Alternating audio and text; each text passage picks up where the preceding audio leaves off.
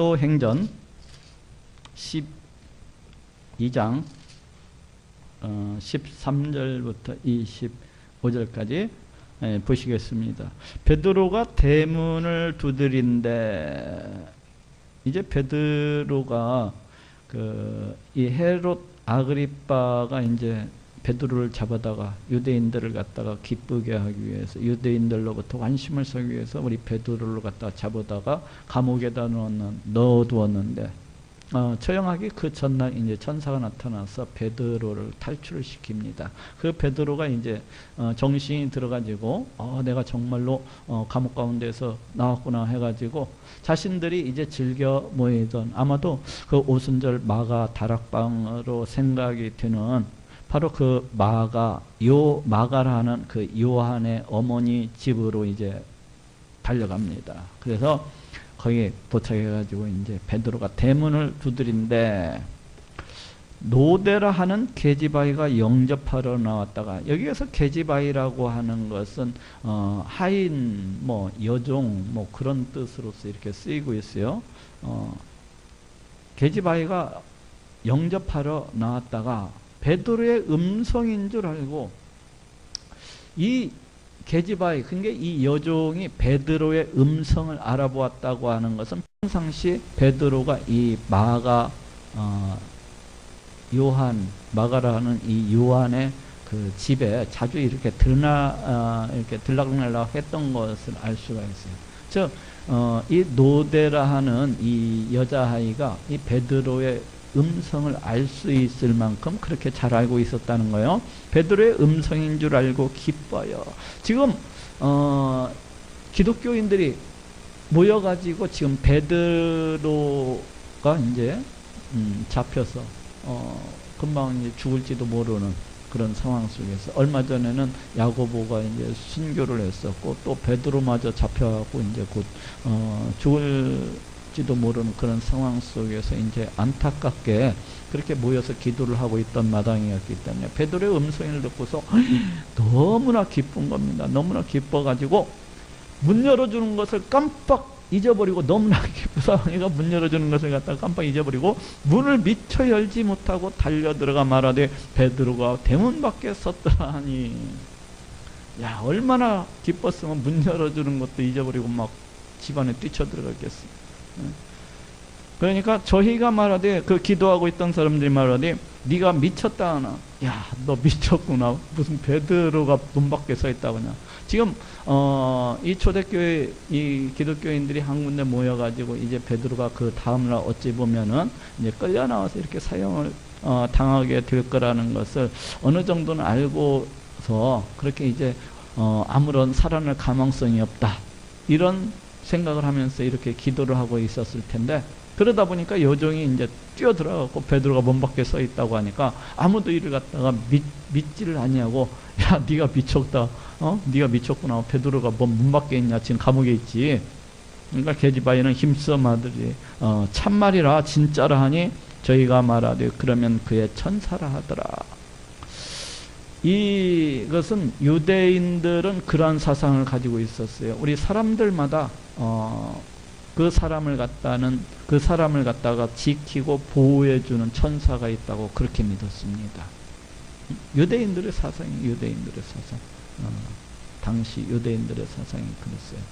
그래서 지금 여기에서도 이게 유대 기독교인들이 아닙니까? 그래서 저희가 말하되 그러면 그의 천사라니라. 아마도 네가 그 베드로를 지키는 천사를 봤겠구나, 이제 그러는 거예요. 베드로가 문 두드리기를 그치지 아니하니, 베드로는 지금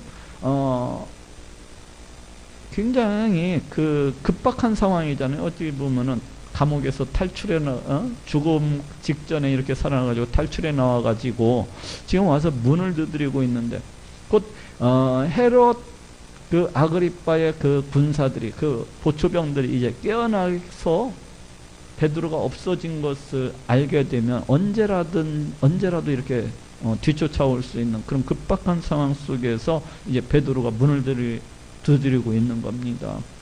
저희가 문을 열어 베드로를 보고 놀라는지라. 베드로가 저희에게 손짓하여 정용하게 하고, 그러니까 베드로가 이제 손짓해서 아마 이 막 환호성을 지르고 막 그랬을 것 같아요. 그러니까 베드로 깜짝 놀라서 다들 조용하라고 아무래도 손으로 이렇게 하면서 다 이제 손짓으로 이렇게 조용히 시켰던 것 같아요. 왜 그러고 보니 지금 공개적으로 감옥에서 나온 것도 아니고 천사의 도움으로 해서 탈출해서 나왔기 때문에, 자칫 이제 헤롯 아그리빠가 알게 되면은 군사를 보내서 다시 잡혀갈 수도 있는 그런 순간이었기 때문에 조용하게 이렇게 시킨 겁니다. 주께서 자기를 이끌어 옥에서 나오게 하던 일을 말하고, 우리 하나님께서, 그러니까 우리 예수님께서 천사를 보내어서 이렇게 자기를 갖다가 이렇게 탈출시켰다, 이런 경위를 갖다가 되어진 일들을 갖다가 말을 하고, 또 야고보와 형제들에게 이 말을 전하라 하고, 아마도 이 자리에는 야고보와 또 다른 어떤 사도들이 없었던 모양이에요. 여기에서 야고보라고 하는 것은 예수님의 육신적 동생. 이때 야고보는 그 예루살렘 교회 그 수장으로서 우리 예수님의 육신적 동생이 그렇게 활동을 했었거든요. 그러니까 이 처음에는 우리 예수님의 동생들이 다 우리 예수님을 그냥 미친 사람 취급하거나 아니면 귀신 들린 사람처럼 이렇게 취급을 하고 비웃고 조롱을 했었는데, 나중에 우리 예수님께서 십자가에 달려 죽으시고 그 말씀하시던 대로 그 예언하신 대로 이제 3일 만에 부활하시고 또 자기들의 눈앞에서 그렇게 승천하시는 모습을 보면서 아마도 이 예수님의 동생들이, 야, 정말로 나하고 같이 그냥 한 입을 해서 같이 디비저 자던 그 그냥 형님인 줄 알았더니, 야, 정말로 하나님이시로구나 하면서 이렇게 회심을 하고, 그래서 야고보서에 그런 말이 나오잖아요. 행함이 없는 믿음은 죽은 믿음이라고 이렇게 야고보가 얘기를 해요. 우리 예수님의 이 육신적 동생이. 곧 이 예수님의 이 동생이, 예수님은 늘 한 입을 해서 이제 같이 디비저 자고, 그리고 같이 같은 밥상에서 밥을 먹고, 그래 왔기 때문에 우리 예수님에 대해서 누구보다도 잘 알지 않습니까? 잘 아는데, 믿음이라고 하는 것은 그 아는 데서 그치는 것이 아니라, 우리의 그 어떤 생각의 변화, 가치관의 변화, 우리 행동의 변화, 어떤 우리 삶의 변화로서 나타나게 된다는 것을 어떤 자기의 그 어떤 삶적인 체험을 통해서 이게 나온 그런 말씀이 아닌가 하는 생각이 들어요. 본인이 우리 예수님에 대한 믿음을 가지고서 완전히 180도 이렇게 바뀌어서 그 행위를 통해서 그 삶을 통해서 드러났던 것처럼 그와 같은 믿음이 진짜 믿음이다 하고 이렇게 얘기를 하고 있는 것 같아요. 바로 그 예수님의 육신적 동생 야고보를 가리킵니다. 야고보와 형제들에게 이 말을 전하라 하고 떠나 다른 곳으로 가니라. 이 다른 곳이 어디로 갔을까에 대해서 많은 주장들이 있습니다. 이제 천주교 같은 경우에는 이때 베드로가 로마로 가가지고 로마 교회를 갖다가 이렇게 세웠다고 그렇게 주장을 합니다. 그래서 이제 그 교황이 지금 이렇게 이어져 내려오잖아요. 교황. 그래서 베드로의 그 이제 베드로부터 그 수장권을 갖다가 물려받아가지고 그와 같이 이렇게 되어왔다. 그걸 주장하기 위해서 이제 이렇게 주장을 합니다. 로마 교회를 갖다가 베드로가 이때 가고 세웠다. 그런데 이것은 맞지 않는 주장이에요. 왜 그런가 하면은 이 베드로가 이 이후에도 저쪽 AD 49년경에 보면은 그때 그 예루살렘 공회가 열렸을 때도 그 자리에 함께하고 있었던 것을 볼 수가 있고, 또 바나바와 바울이 예루살렘에 이 구제 헌금을 갖고 왔을 때도 이 베드로가 그 자리에 있었던 것처럼 이렇게 얘기를 하고 있습니다. 그걸 봐서는 베드로가 이때 잠시 그 몸을 피했다가 아마도 안디옥 교회 쪽으로 이렇게 몸을 피했다가 이 헤롯 아그리빠가 금방 죽었잖아요. 자기를 박해하던, 자기를 잡아 죽이려고 하던 이 헤롯 아그리빠가 죽고 나서 다시금 예루살렘 교회로 돌아왔던 것이 아닌가 하는 생각을 하고 있습니다. 날이 샘의 군사들은 베드로가 어떻게 되었는지 알지 못하여 적지 않게 수도하니, 아무래도 이 베드로 그 옆에서, 그러니까 같이 착고가 같이 채워가고 족수가 같이 채워져 가지고 이렇게 자고 있던 그 군사들이, 그러니까 임무 교대 시간이 될 들 때까지 아마 모르고 이렇게 자고 있었던 것 같아요. 그 깊은 잠도 우리 하나님께서 주셨겠죠. 우리 예수님이 깊이 잠들게 하셔가지고 그렇게 하셨겠죠. 그러니까 그렇게 그 근무 교대 시간이 될 때까지, 그 동철역 때까지 전혀 모르고서 이렇게 자고 있다가 딱 일어나 보니까 옆에 있던 베드로는 어디 가버리고 자기들만 그렇게 누워있는 그런 모습을 보면서 베드로가 어떻게 되었는지 알지 못하여 적지 않게 소동하니, 야, 이 베드로 어디로 갔냐고 난리가 났겠죠. 이제 감옥 어디로 갔는가 하고 뒤지고 난리가 났겠죠. 그러면서도 자기들 손에 있는 족쇄는 지도서에도 모르게 이렇게 풀려 있고 감옥문은 열려 있고 난리가 난 겁니다. 그러다 보니까 이제 헤롯에게 그것이 헤롯 아그리빠에게 보고가 되었겠죠. 헤롯 아그리빠는 바로 그날 이제 베드로를 그 감옥에서 꺼내어서 많은 유대인들이 보는 앞에서 이제 유대인들의 그 환호 속에서 이와 같이 처형을 하고자 했는데, 그런 헤롯 아그리빠의 모든 계획이 이제 흩어져 버린 거죠. 그래서 헤롯이 그를 찾아도 보지 못하며 군사 파수꾼들을 심문하고 죽이라 명하니라. 그 보초를 서고 있었던 그 파수꾼들을 갖다가 그러니까 헤롯이 생각할 때는, 야, 그 사람이 너네들 바로 옆에서 그렇게 족쇄로 채워져서 같이 자고 있었는데 그 지도새도 없어졌다는 것이 그게 말이 되는 얘기냐? 틀림없이 너네들가 어디다 빼돌리고서 거짓말하고 있는 것이 아니냐 하면서 막 신문을 하고 이제 그 책임으로 죽이라고 명하고 있는 겁니다. 이것으로 볼 때 이 헤롯 아그리빠 왕이 이 베드로를 갖다가 얼마나 중하게 생각하고 있는지 알 수가 있어요. 그죠? 그 보초병들을 갖다가 죽이라고 한 것을 보면은 틀림없이 베드로가 탈출을 하지 아니하고 그 감옥 속에 있었다면 틀림없이 베드로를 갖다가 죽였을 것이라는 그런 생각이 들어요. 명하니라. 헤롯이 의대를 떠나 가이사랴로 내려가서 거하니라.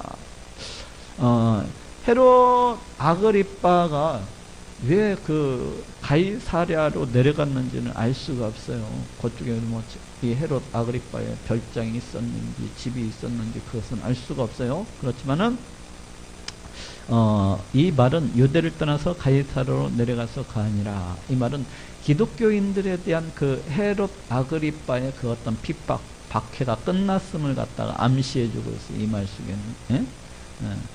헤롯이 두루와 시돈 사람들을 대단히 노여워하나, 이 헤롯 아그리빠가 저기 두루와 시돈 사람들, 그러니까 시돈과 두루와 베니게 지방, 그쪽 베니게 지방 그 사람들에 대해서 대단히 미워했다는 것입니다. 어떤 일로 해서 미워했는지는 알 수가 없어요. 그렇지만 감정이 상당히 안 좋았었던 것 같아요. 그 지방 사람들에 대해서. 그래서 이제 보복을 하는데 어떤 식으로 보복을 하는 거니?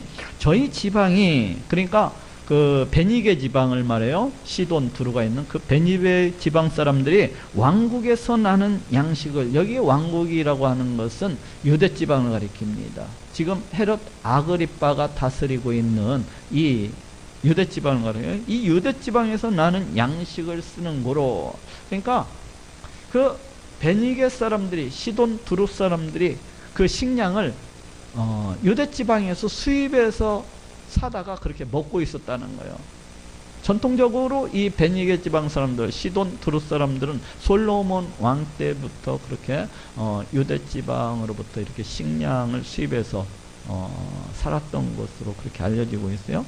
근데 이때도 아마 그렇게 식량을 수입해서 이렇게 먹고 있었던 것 같아요. 그런데 이제 이 헤롯 아그리빠 왕이 그 식량 수입해가는 것을 갖다가 못하게 금지를 시키니까 이제 난리가 났죠. 여기에서 식량을 구하지 못하면 더 먼 지방까지 가거나 애굽에서 그렇게 식량을 조달해서 이렇게 먹어야 되는데, 가까운 곳을 못 놔두고 그 먼 데까지 식량을 조달해서 먹는 게 쉽지 않으니까 이제 그쪽 사람들이, 그 시돈 두루 사람들이 그에게 나와. 누구한테 나와요? 지금 헤롯 아그리빠에게 나와서 왕의 침소 맡은 신하 블라스도를 칭하여, 여기서 왕이라고 하는 것은 헤롯 아그리빠 1세를 가리켜요. 그 왕의 침소를 맡은 신하 블라스도를 설득해서, 블라스도를 갖다 통하여서 화목하기를 청한지라. 그 사람들이 이제 그 짐수 맡은 신하에게 이제 온갖 아양을 떨고 온갖 아첨을 하고 선물을 갖다 주면서, 야, 너네 왕한테 이 얘기해서 우리하고 면담을 갖다 한번 이렇게 주선을 좀 해달라고 이렇게 했던 것 같아요. 그러니까 헤롯이 나를 택하여 왕복을 입고 위에 앉아 백성을 후유하는데, 여기 헤롯이 나를 택하여 지금 이와 같이 있는데, 헤롯이 어떤 특별한 나를 택해서 그 시돈 두루 사람들하고 함께 자리를 마련을 했었던 것 같아요. 근데 유대 역사가 요세푸스는 이 날을 가리켜서, 이제 그때 당시에 로마 황제 글라우디오 황제가 영국과의 싸움에서 승리하고 돌아온 것을 갖다가 축하하는 그런 잔치를 갖다가 벌이는 날이었다고 그래요. 그렇게 역사가 유대 역사가 요세푸스가 그렇게 기록을 하고 있는데, 그날 승리를 축하하는 그 잔칫날을 택하여서 이제 왕복을 입고 위에 앉아. 여기서 왕복이라고 하는 것은 로마 황제가 입었던 그런 황제의 왕복이 아니라 분봉왕들이 입던 그 왕복을 말합니다. 그런데 아무래도 왕복을 입고 그 보좌에 앉아, 이런 것으로 봐서는 분봉왕이 입었던 그 어떤 의상보다도 이 황제 의상에 가깝게 훨씬 더 화려하게 이렇게 치장을 했던 것 같아요.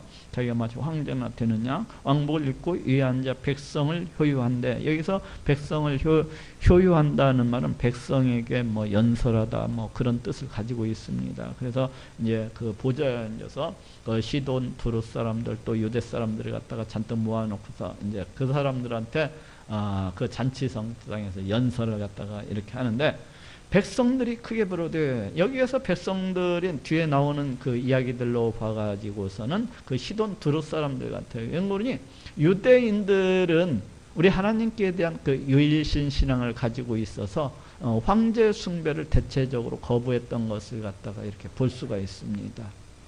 근데 로마 시대에는 황제들이 자기를 갖다가 신격화하면서 백성들한테 이제 자신을 갖다가 신처럼 이렇게 섬기라고 강요를 갖다가 많이 했거든요. 황제 숭배를 갖다가 강요를 많이 했는데, 이제 그런 황제 숭배 사상이 지금 이 로마 제국 내에 있는 이 이방인들 가운데는 아주 이렇게 널리 퍼져 있었던 것을 알 수가 있어요. 특별히 이때 당시 황제였던 글라우디오 이 황제 같은 경우에는 황제 숭배 정책을 갖다가 아주 장려를 해가지고 이렇게 많은 유대인들로부터 많은 원성을 갖다가 샀었던 그런 황제입니다. 근데 그 밑에서 지금 분봉왕을 하고 있는 이 헤롯 아그리빠도 아마도 은연중에 자기가 그 무슨 그 신이라도 되느냐, 그와 같이 이제 황제 폼을 내면서 그렇게 백성들에게 그 연설을 하니까, 그 소리를 듣고 있던 그 시돈 두루 사람들이 크게 부르되, 이것은 신의 소리요 사람의 소리는 아니라 하거나. 그게 아첨하는 말이죠. 아첨하는 말이요. 이것은 신의 소리지, 이건 사람의 연설이 아니라는 거예요. 신의 연설이 사람의 연설이 아니라는 겁니다. 이렇게 아첨을 갖다 막 하니까, 이제 이 사람들이 아첨한 것은 이제 어떻게 해서라도 이 헤롯 아그리빠 이 노여움을 풀어서 이 분노를 갖다가 풀고 이 미움을 갖다 풀어가지고 자기들이 원하는 양식을 다시금 수입해 가야 되는 그런 입장이기 때문에 이와 같은 이제 아첨하는 말을 갖다 막 아양 떠는 말을 하고 있는 겁니다. 이것은 신의 소리요 사람의 소리는 아니구나 막 그러면서 서로 막 주고받으니까, 헤롯이 영광을 하나님께 돌리지 아니하는 거로. 보통 사람이 칭찬을 받을 때 그 사람의 인간성이 주로 나타납니다. 어떤 사람으로부터 비난을 받아도 그 사람의 인간성이 이렇게 드러나는 경우가 있어요.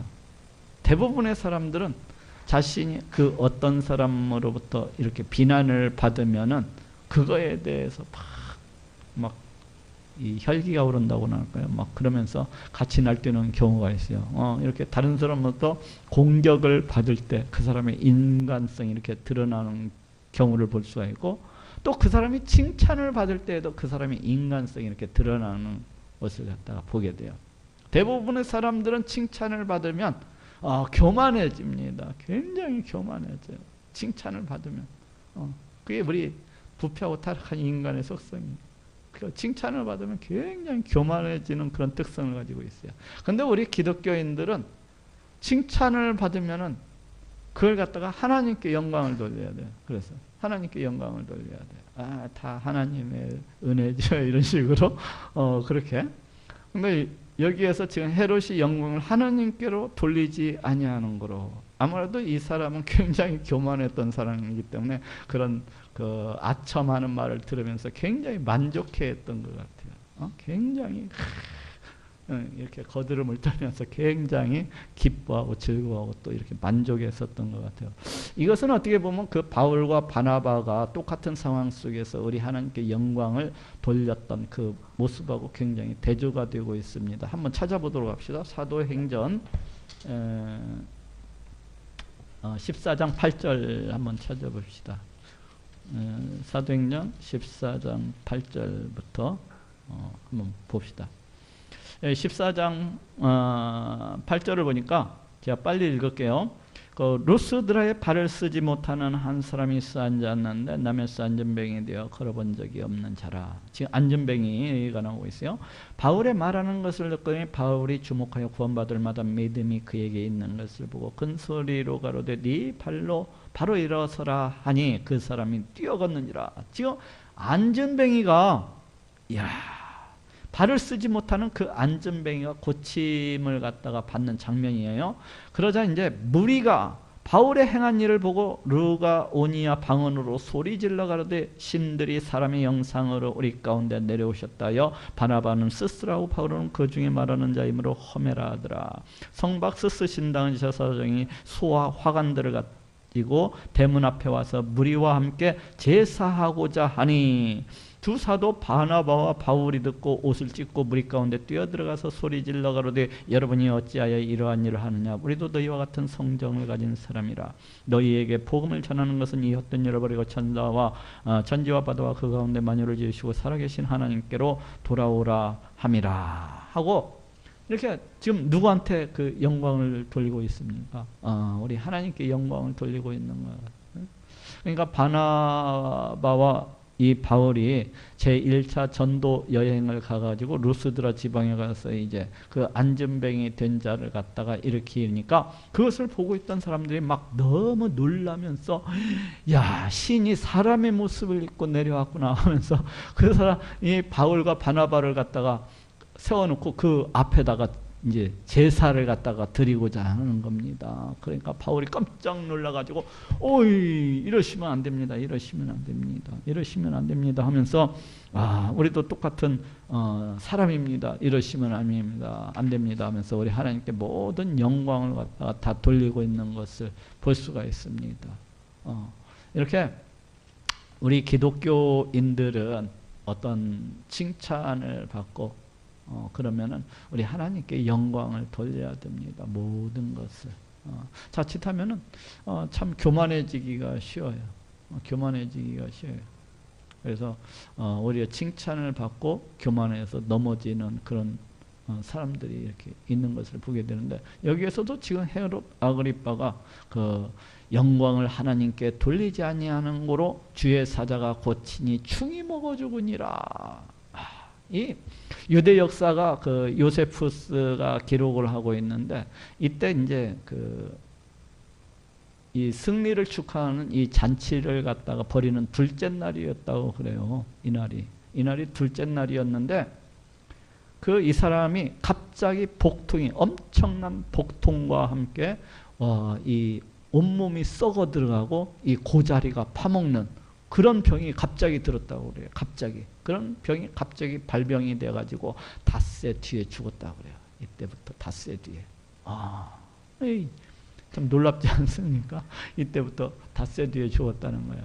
근데 이렇게 헤롯 아그리빠가 마치 자기가 그 신이라도 되는 양, 마치 자기가 하나님이라도 되는 양, 그 교만함을 떨더니 그같이 하나님께로부터 그렇게 한 대 맞아가지고 이렇게 죽는 것을 볼 수가 있어요. 근데 또 하나 이유가 뭡니까? 헤롯 아그리빠가 바로 그 교회 지도자였던 그 야고보를 갖다가 이렇게 죽이고 또 베드로도 또 죽이고자 했던, 그래서 교회를 갖다가 그렇게 박해하고 핍박했었던 그런 사람이잖아요. 그래서 우리 하나님은 그 자기 교회를 갖다가 그렇게 박해하고 핍박하는 자를 반드시 심판하시는 것을 갖다가 이것을 통해서 보여주고 있습니다. 하나님의 교회를 갖다가 우리 주변에서도 이렇게 그 교회를 갖다가 힘들게 하고 교회를 갖다가 핍박하고 박해하는 많은 사람들이 그렇게 안 좋은 일을 당해가지고 이렇게 죽는 경우를 참 많이 보잖아요. 전도자들을 갖다가 이렇게 핍박하고 억압하고 이런 사람들을 보면 반드시 그 뒤끝이 안 좋습니다. 우리 하나님께서 반드시 그에 대해서 이렇게 심판하시는 것을 이렇게 볼 수가 있어요. 지금 헤롯 아그리빠도 지금 그런 겁니다. 그런 반면에 이제 하나님의 말씀은 흥왕하여 더하더라. 여기 보니까 흥왕하여 이 말씀은 뭐 열매 맺다, 자라나다 이런 뜻이거든요. 우리가 교회에서는 반드시 하나님의 말씀을 갖다가 선포하고 가르쳐야 될 것을 알 수가 있어요. 그래야 이 교회 구성원들의 그 믿음이 자라나고 열매를 맺고 그를 통해서 교회가 자꾸 부흥하고 성장할 수가 있어요. 그래서 하나님의 말씀은 흥왕하여 열매를 맺어서 더하더라, 증가하더라. 그러니까 사람들의 수가 이렇게 부흥하는 그런 모습을 갖다가 보여주고 있어요. 바나바와 사울이 부조의 일을 마치고 마가라 하는 요한을 데리고 예루살렘에서 돌아오니라.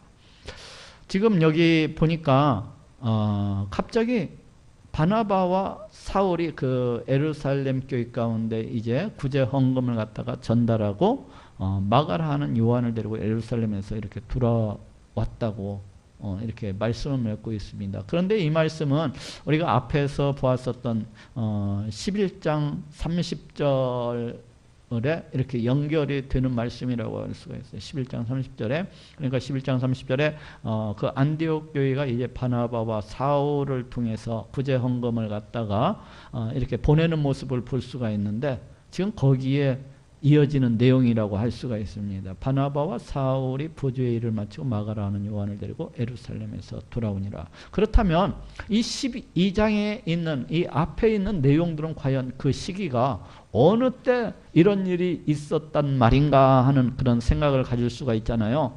과연 이 사람들이 바울과 바나바가 구제 헌금을 가지고서 예루살렘에 갔을 때, 그렇다면은 베드로가 구속을 당했다가 풀려나고 또 이렇게 그 무엇입니까? 헤롯 아그리빠 왕이 충이 먹어서 죽었다는 얘기인가? 아니면은 그 뒤에 있었던 일인가?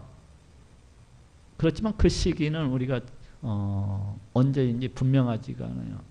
그 시기는 언제인지 분명하지가 아니하고 대체적으로 AD 44년경에 이제 그 예수님의 제자였던 야고보가 헤롯 아그리빠에 의해서 순교를 당하고, 또 그 해에 이 헤롯 아그리빠 왕이 벌레가 먹어가지고 그렇게 죽음을 당하고, 그 뒤에 이 예루살렘 교회에서 이제 그 안디옥 교회로부터 그 구제 헌금을 가지고 바울과 바나바가 그렇게 예루살렘 교회를 다녀간 것으로 이렇게 정리를 하는 것이 좋을 것 같아요. 그래서 여기 마가라 하는 요한을 데리고 이제 이 마가가 제1차 전도 여행에 바나바와 그 바울을 와 함께해서 이렇게 제1차 전도 여행에 따라 나서는 것을 갖다가 볼 수가 있는데, 그것을 갖다가 이제 준비하고 있는 모습을 볼 수가 있습니다.